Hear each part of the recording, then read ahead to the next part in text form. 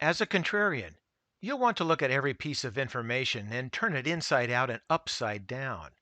Further advice would be don't trust conventional wisdom. Don't trust the pundits and don't listen to Wall Street. Some Wall Street advisors are good, but most are not. Oftentimes, they all have a different agenda that does not include you or me. But some advisors are good. You won't know, though, until you follow them and track their record. A last piece of advice is look to where no one else is looking. The more you pursue unconventional information and you openly face the truth, the more a new and different world will open up for you.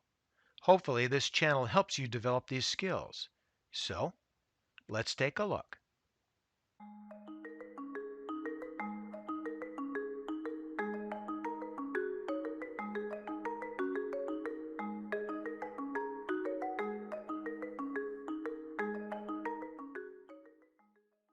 Have you been recently wondering at what stage of this record long, debt binged, Fed induced bull market are we in?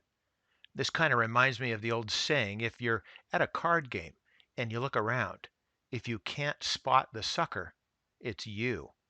So here's the answer to the question. We are in the dump to the masses or dump to the sucker stage. Yep, we're in that wonderful point of the cycle where the hype around the stock market is reaching the upper levels of a fever pitch. Exhibit 1 is the recent move by Tesla. This is a company that sucks up cash to burn in the furnace at an accelerated rate. Investors in Tesla are flying down the highway and yelling out the window, "Hey, Mom, look, no hands," just before hitting the concrete divider that will separate that driver from his money and more. And this, as Goldman points out, is always the time when the smart money dumps their equities to the unsuspecting, overly optimistic, and excitable yet horribly uninformed retail buyer. Another piece of evidence is the recently released data from the Federal Reserve Board, which shows us a couple of trends that we need to observe and face with direct honesty. This chart here shows that as a recession begins, the top 1% typically begins to unload their holdings. And who's the sucker that gets stuck? Well, as usual, it's the bottom 90% who continue to try and buy the dip. Although a recession is not here yet, the setup is ready to go. Such as Tesla, the selling is not in full force, but only happens in a few instances in the beginning. As the chart shows, and following the dark blue line, the top 1% begin their acquisitions near the end of a recession.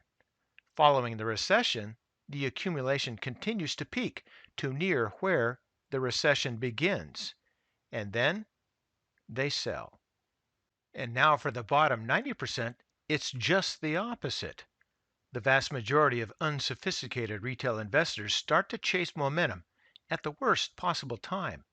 The uninformed buyers get caught up in the euphoria toward the end of the cycle, having watched the 1% continue to increase their wealth. And then they begin to buy stocks en masse.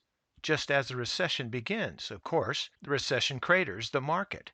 In this chart from Goldman, we can see that the share of equities owned by the bottom 90%, which is shown in green, jumps just as the recession begins. To say it another way, the rich simply dump their stocks to the poor just before the market crashes. This is what the cable channels define technically as distribution. Although we may not have a recession yet, the signs are becoming more clear. The automotive industry has been mired in recession for about the past 18 months globally. Some recent housing data also suggests that we could be on our way to recession. And of course, the black swan coronavirus event is now playing out in China and extending to other points in the world. And who knows where that's going to go. Of course, there is no reason to panic. Just be aware and follow the signs. Sometimes information may be uncomfortable for you to acknowledge, but rather than dismiss it, recognize it for what it is and make your contingency plans ahead. Don't get caught with the convention. It's a loser's game. Be a contrarian. And for today, that's ChewDog Charts. Thank you.